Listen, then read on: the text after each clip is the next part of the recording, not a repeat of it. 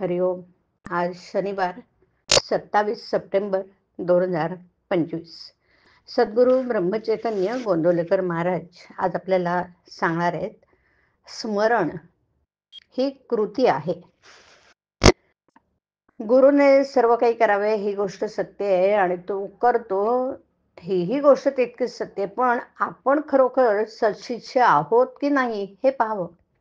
देहातीत व्हायला गुरु आज्ञेप्रमाणे वागणे यापरते दुसरं काय आहे. मी देही नाही असे म्हणत राहिलो तर केव्हा तरी देहातीत होईल. दुसरा मार्ग म्हणजे भगवंत माझा असं म्हणावं, म्हणजे देहाचा विसर पडतो.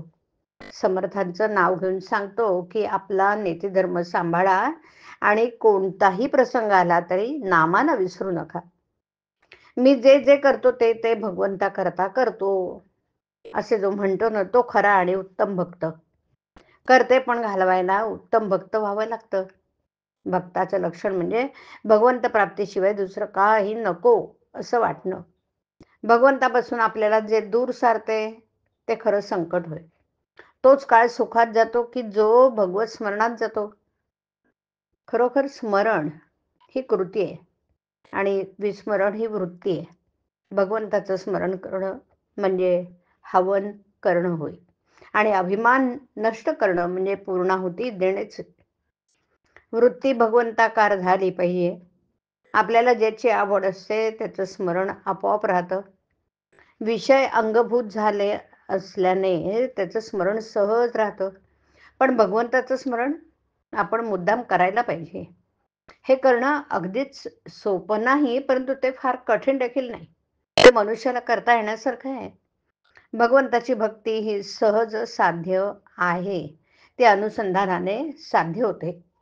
अनुसंधान समजून केलं पाहिजे. तिथे अनुभव लवकर येईल. पहाऱ्यावर शिपाई जसा जागृत राहतो त्याप्रमाणे अनुसंधान जागृत ठेवले तर विषयांच्या संकल्पाचे पाय मोडतील. चोर चोरी करायला केव्हा येईल हे ओळखून अनुसंधान चुकू देऊ नये. ताप आला की तोंड कडू होतं. मग जिभेवर साखर जरी चोळली तरी तोंड गोड होत नाही ना. त्यासाठी अंगातला ताप गेला पाहिजे. त्याप्रमाणे वरवर क्रिया करून दुःख नाहीसं होणार नाही. त्यासाठी अनुसंधानच पाहिजे. एक मुलगा परीक्षेसाठी मुंबईला आला. परीक्षा होईपर्यंत तो अडकून होता. परीक्षा संपली तेव्हा तो म्हणाला, आता मी मोकळा झालो बाबा.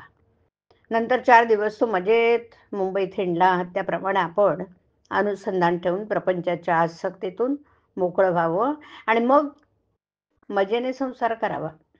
आपल्याला अगदी आनंदच मिळेल.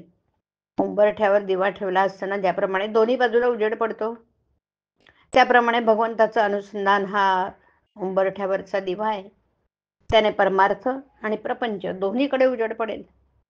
प्रपंचामध्ये वागताना मनाने थोडे लक्ष द्यावे लागते. याला भगवंताचं अधिष्ठान असणं म्हणजेच अनुसंधान ठेवणं. भगवंताच्या इच्छेने अकर्तेपणाने कर्म करणं हेच अनुसंधान ठेवणं किंवा भक्ती करणं होय. हरिओम. हरिओम तत्सत. हरिओम.